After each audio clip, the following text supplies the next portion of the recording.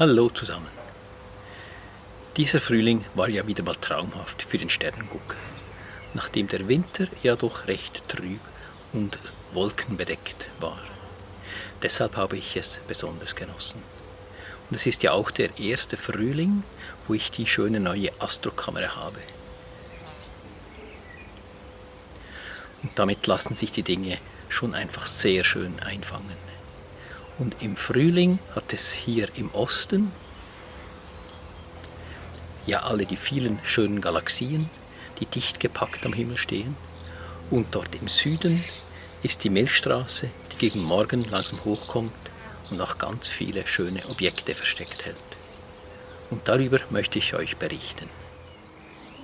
Ich will euch aber nicht nur die Bilder zeigen, sondern ich will euch auch ein bisschen erklären, wo am Himmel man die Objekte findet, und meine Bilder ergänzen mit Bildern der ganz großen Teleskope, die zum Teil einfach noch viel mehr Details zeigen und unglaublich faszinierend sind. Aber zuerst noch mal ein paar Worte zu meiner Ausrüstung. Mein erstes Teleskop, das ich gekauft hatte, das Celestron 6 SE, das hat jetzt sein Stativ wieder zurückbekommen. Und jetzt kann ich es wieder einsetzen, zum Beispiel für den Mond, denn für richtige Astrofotografie ist es nicht so gut geeignet. Aber für den Mond schraube ich immer wieder gerne meine Kamera hier hinter und mache schöne Aufnahmen. Aber so richtig happy bin ich mit meinem Hauptgerät. Der Star Adventure GTI hat jetzt eben sein eigenes richtiges Stativ bekommen. Das funktioniert sehr gut, weil die Bewegung noch ein bisschen freier ist. Dann habe ich eben die schöne neue Astrokamera, die mir große Freude macht, die hinter das ASCAR 71F geschraubt ist. Ein sehr schönes Teleskop. Das 6 SE ist ein sogenanntes Spiegelteleskop und dahinter habe ich meine normale Spiegelreflexkamera geschraubt. Und damit kann man schon bei Tag wunderbar auf den Mond zielen.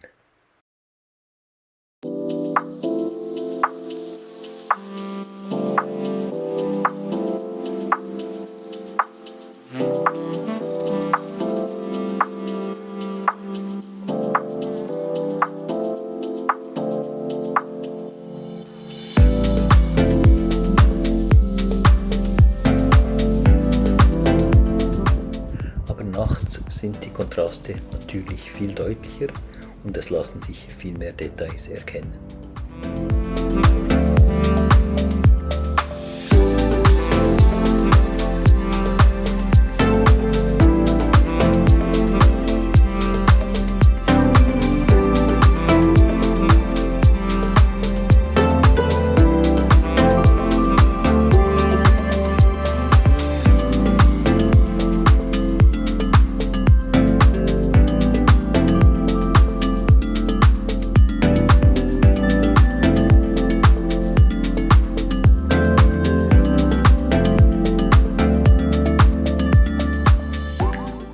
Für das 6 SE habe ich auch einen Sonnenfilter, was natürlich tagsüber auch schöne Möglichkeiten eröffnet.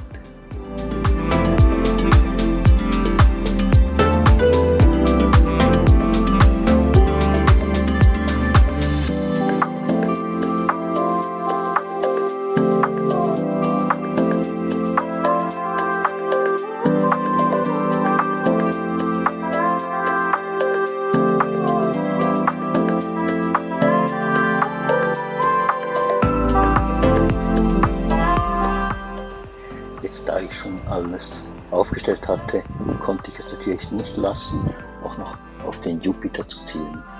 Auch wenn die Vergrößerung eigentlich nicht gut genug ist, macht es doch immer wieder Spaß, zumindest ein bisschen die Oberfläche zu sehen, und vor allem die 4 Monde beeindrucken mich immer wieder.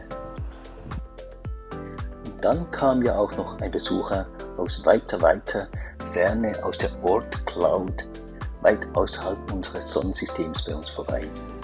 Ich habe darüber ein separates Video gemacht, deshalb gehe ich jetzt nicht weiter darauf ein, außer es war schwierig, nur mit der Kamera allein, und ich musste das Teleskop holen, um zumindest den Kern recht schön einzufangen.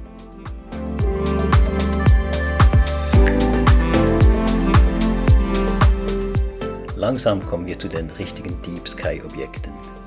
Und wie gesagt, die Himmel waren einfach immer wieder wunderbar klar. Das hier ist der Blick Richtung Osten und das Sternbild Schwan beginnt langsam hochzusteigen. Das sieht man hier sehr schön, eines der am einfachsten zu erkennenden Sternbilder. Das hier ist eine Zeitrafferaufnahme meines kleinen Teufeldings, der Canon 7X, die einfach die schönsten Zeitraffer macht.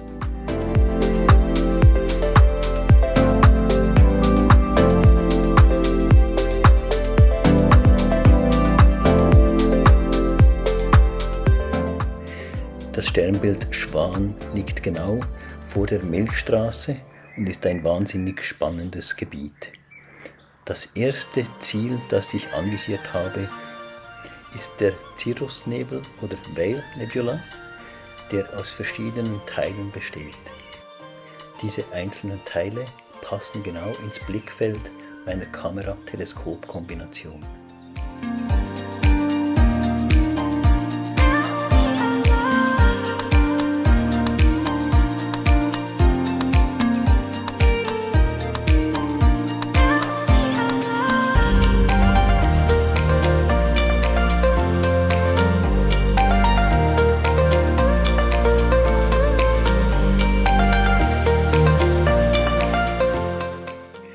Etwas oberhalb vom Schwan befindet sich der Katzenaugennebel. Er ist eigentlich wieder eines der unmöglichen Objekte für mein eher kleines Teleskop. Trotzdem habe ich es versucht. Der wirklich spannende Teil verbirgt sich aber im kleinen, superhellen Zentrum.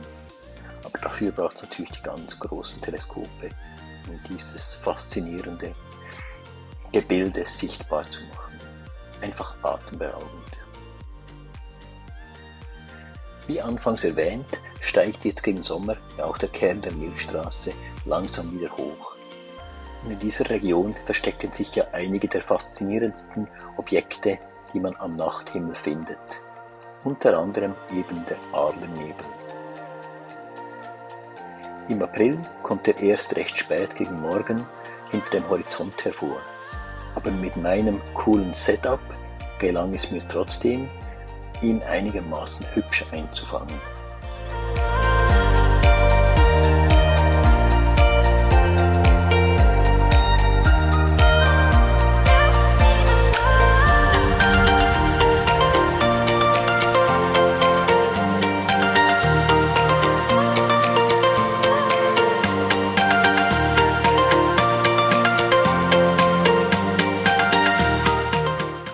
Jetzt kommen wir zu zwei Objekten, die sich langsam ein bisschen außerhalb unserer eigenen Galaxie der Milchstraße befinden. Es handelt sich um Hunderttausende von Sternen, die sich in sogenannten Sternhaufen zusammengefunden haben und seit Milliarden von Jahren konstant um sich herum einen Tanz aufführen. Mehrere Dutzend davon sind gut bekannt, zwei davon habe ich diesen Frühling aufgenommen. Ich weiß, dass ich im Moment immer wieder mit Superlativen komme, aber ich finde auch diese einfach unglaublich faszinierend. Von der Schönheit her, aber auch von der ganzen Physik. Das Messier-Objekt Nummer 92 befindet sich auch etwas oberhalb des Sternbildes Schwanes, in der Nähe des Sternbildes Herkules.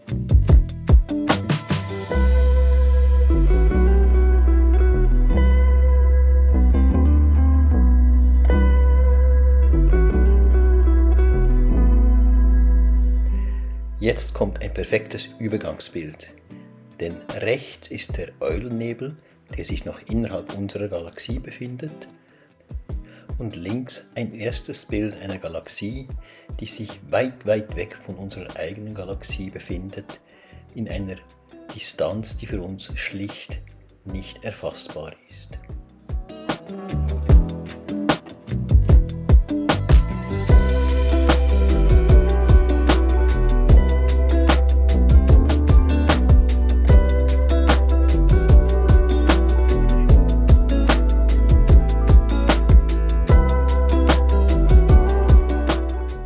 Ich wollte mich aber auch an Neuem und teils etwas Schwierigerem versuchen. Eines davon ist eben NGC 4239, eine unregelmäßige Galaxie, die für meine Ausrüstung wirklich nicht einfach aufzunehmen war. Ich glaube, es ist mir einigermaßen gelungen. Aber auch klassische Spiralgalaxien wie NGC 2403 sind einfach atemberaubend.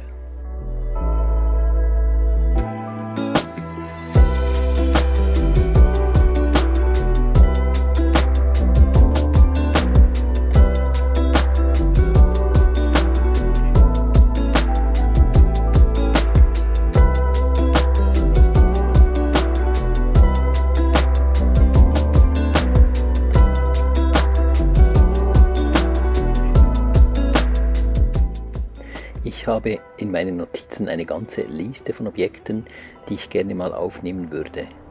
Und wenn dann eine schöne, klare Nacht kommt, dann gehe ich in Stellarium durch, was das passen könnte. Hier zum Beispiel eine eigentlich altbekannte Galaxie, M58, die ich aber noch nie aufgenommen habe. Also versuchen wir es doch.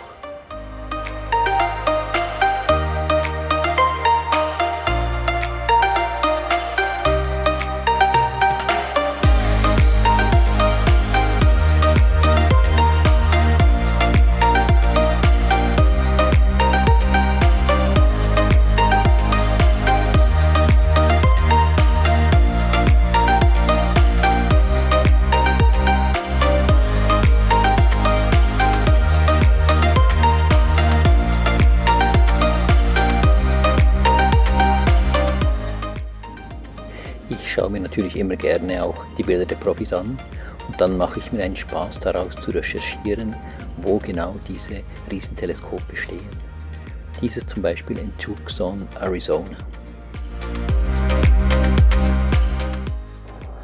Manchmal lasse ich mich auch überzeugen von dem, was der ASI Air Computer in meiner Kamera mir als Favoriten für diese Nacht vorschlägt.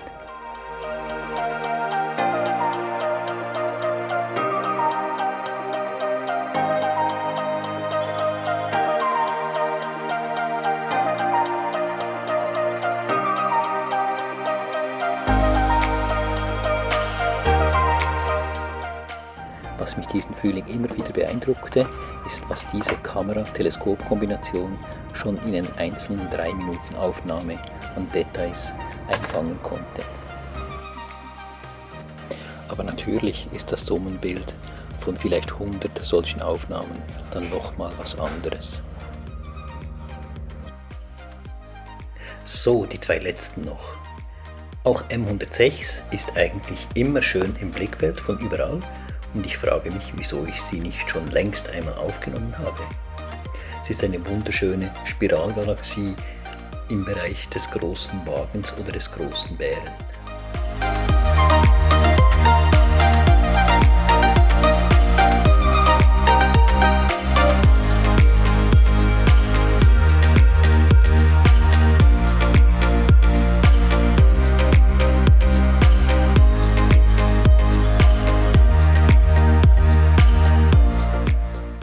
Auch hier zeigt die Hubble-Aufnahme in unvergleichlicher Art, welche Dynamik in solchen Spiralgalaxien stattfindet.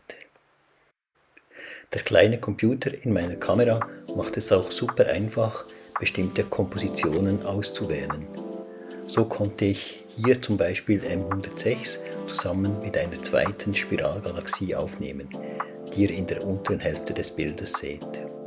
Und an sowas habe ich einfach eine diebische Freude.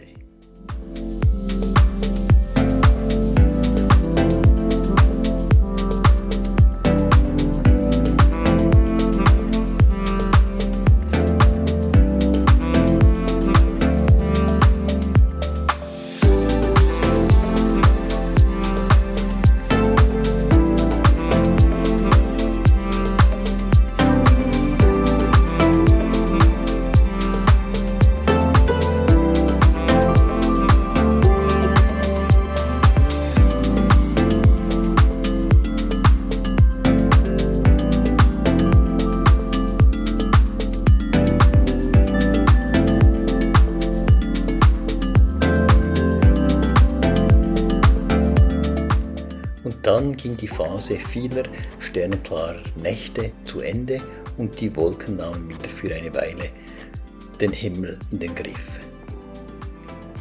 Ich hoffe, ich konnte euch zeigen, dass ich aber unglaublichen Spaß hatte und dass ich immer noch unglaublich fasziniert bin, was sich im Dunkeln der Nacht im Himmel versteckt.